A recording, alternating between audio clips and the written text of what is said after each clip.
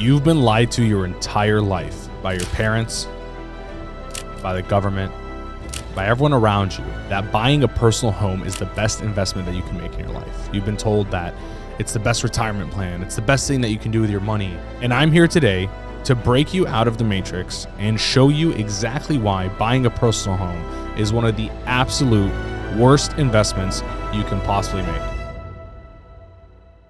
So for the sake of this video, we're going to use a $600,000 home. I felt like after doing some research, it seemed like $600,000 was kind of a range where you could buy a pretty good home, 2 stories in most areas in the US. Obviously, you're not going to buy one in downtown Miami, California, things like that. But across the board, I felt like $600,000 was a home that was fairly priced where most people were buying it.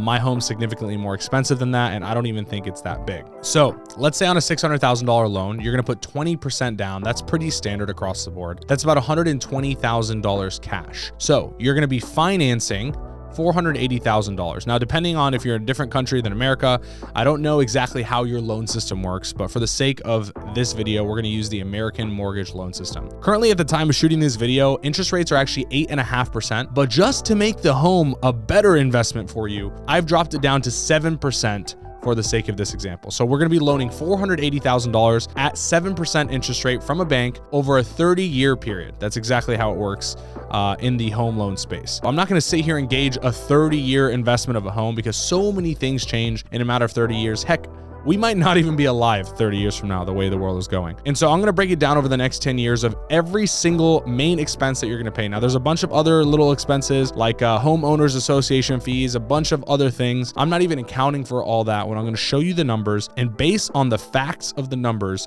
I'm going to convince you that this is the worst investment that you could possibly make. So for those of you that don't know how a home loan works, essentially what you're going to be doing is you're going to be paying a ton of interest up front and a little principal or equity in your home. And as the years go on, the interest will decrease and the principal will increase. Therefore, year 30, for example, you'll be paying mostly equity towards your home. But the problem is in year 1, it looks much different than that. So based on the $480,000 on the home and the 7% interest rate that we calculated, your monthly payment is going to be around $3,193.45 to be exact. Now, here's the plot twist.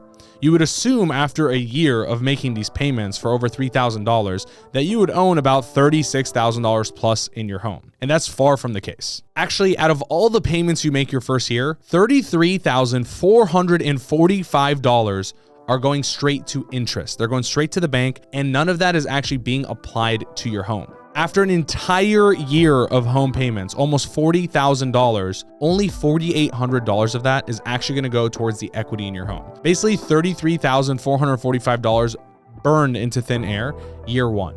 And it's going to stay that bad for the next 10 years. So for the sake of time, I put on the screen what the next 10 years of principal and interest payments actually look like. So if you look at the first column here, that's going to be how much interest you're actually paying. So how much is actually going straight to the bank for that 7% interest that you have. In the second column, you'll see the actual equity that you're owning in the home. And then in the third column, this is the most interesting one, is how much is left on the equity of the home to be owed to the bank after you're done making these payments. So here's where the numbers get crazy. In the next 10 years, you're going to be paying over $383,000 to the bank. Now, the crazy part is that out of that $383,000, only $68,000 actually went towards your home.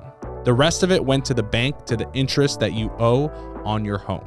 Meaning, in the first 10 years, you have wasted over $315,000 just in interest to the bank that you could have kept and held in your pocket if you hadn't bought a personal home investment.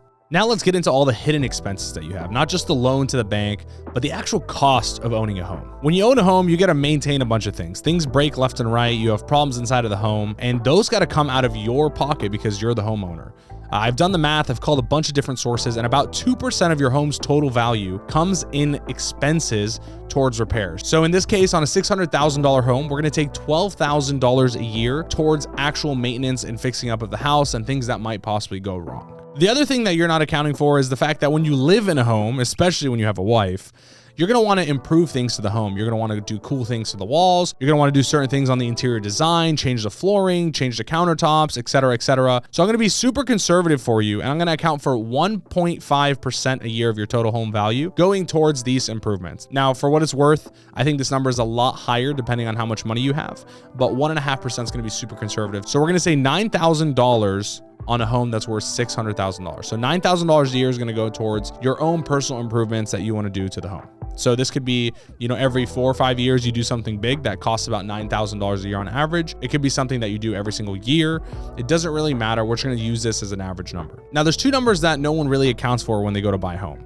Number one is taxes, which is 1% of the home value. So on a $600,000 home, you're going to be paying about $6,000 a year of actual property tax to the county that you live in, which is a massive expense, especially over a 10-year period. And number two, home insurance. I got a bunch of quotes before this video from different home insurance companies on a $600,000 home, and turns out the best quote that I could get was about $3,800 a year for your own property insurance for your home. Now, I don't want this to be super one-sided and just talk about all the bad things about home. Obviously, a home is going to increase in value over time. Now, I ran as many reports as I possibly could, and it looks like the average increase of a home price per year is about 4% compounding every single year. So that being said, on your $600,000 home, after 10 years of owning it, your home is going to be worth over $888,000, which is an extra $288,000 of equity in your house, which is absolutely amazing. That being said, I'm about to show you the math on that and show you how much money you've spent to get to that point, and show you why even $288,000 more dollars is not worth buying the home as an investment. So let's run the math right here real quick. You spent $120,000 on a down payment. You spent over $383,000 in your 10 years of payments to the bank. You spent $60,000 in taxes to your county. You spent another $90,000 in home upgrades, whether that's things to your backyard, things to the downstairs, the upstairs of your house, the countertops, whatever it is in a 10-year period. You spent another $120,000 in home maintenance and repair costs, another $38,000 in home insurance over a 10-year period, coming out to a total of $811,495 over a 10-year period. Now, obviously, your home's increased in value after 10 years. Like we said, it's worth about $888,000 if all things go well. But what you're not accounting for when you go to sell a home is that a large chunk of the price of the home actually goes to the realtors, and it goes to the people who are doing the closing costs on the actual home. Now, I've ran a bunch of different quotes, asked a ton of different people, and you're going to spend about 6% of the home value on realtor commissions between the buyer agent and the seller agent. And you're going to spend another 2.5% on closing costs. This is super conservative. Pretty much everyone I asked is about 2 to 4% depending on the price of the home. And on a $600,000 home, they all gave me about 2.5% as a conservative number. So between the 6% for realtors and the 2.5% for closing costs, when you go to sell an $888,000 home, you're only going to keep $812,520 of the actual home price that you sold it for. Now, here's where the math gets crazy. If you remember that first chart I showed you at the beginning of the video, you can see that you still owe $412,000 on the house to the bank. This is money that you have not paid off yet. You have 20 years left of loans to pay, and the bank needs that money first. So if we sell a house for $812K and the bank needs $412K of that money, we keep about $400,000 left to our name. But if you run the math on everything we've spent on the actual home over the last 10 years, we've spent almost $812,000 of actual money and costs just to get back $400,000 after 10 years of owning a home. And the craziest part is we had to deal with our homeowners association. We couldn't move anywhere we wanted to anytime because we owned a house. Every time something broke, we had to pay for it ourselves or pay someone else to fix it for us. We're carrying the risk of an insane loan of $480,000 on our name. Every time we go to apply for a car or anything like that, people are going to see that and decline us on other loans. And not to mention all the time and effort of managing all this, buying a home, selling a home, etc., versus just signing a lease on a rent payment.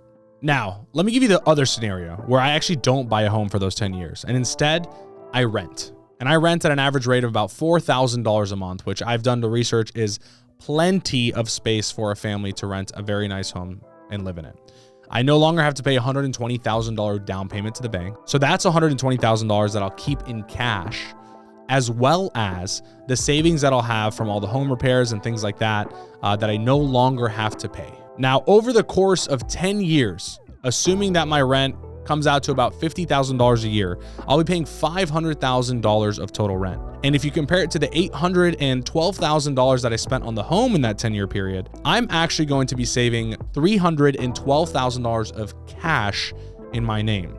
Now let's look at the opportunity cost of that cash. In that time, instead of holding it and sinking it into my home, that consistently requires more money, time, and attention. If you take that $312,000 over a 10-year period, you're talking over $30K a year of cash that you have to go invest in yourself, to invest in other companies, to take advantage of opportunities that come up.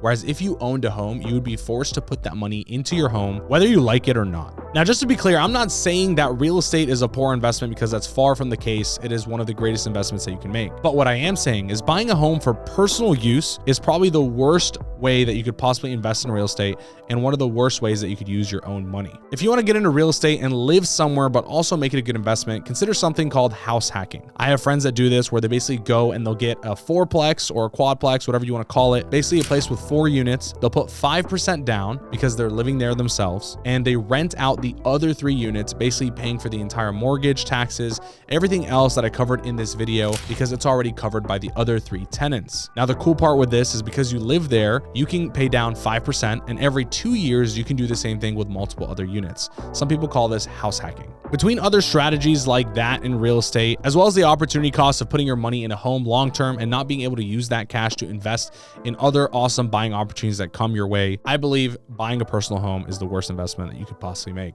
If you disagree or agree with me, hit the comments below. Let me know why. I know this is a super controversial point, but I hope by this point in the video, I've expanded your mind to understand why you've been lied to your entire life, and why buying a personal home is one of the worst personal investments that you could ever make in your entire life. If you enjoyed this video, or if you didn't, I don't really care, hit the subscribe button below for more content just like this, where I'm going to show you how to make more money in life and be able to manage your money better so that you can build wealth long-term for yourself and for your family.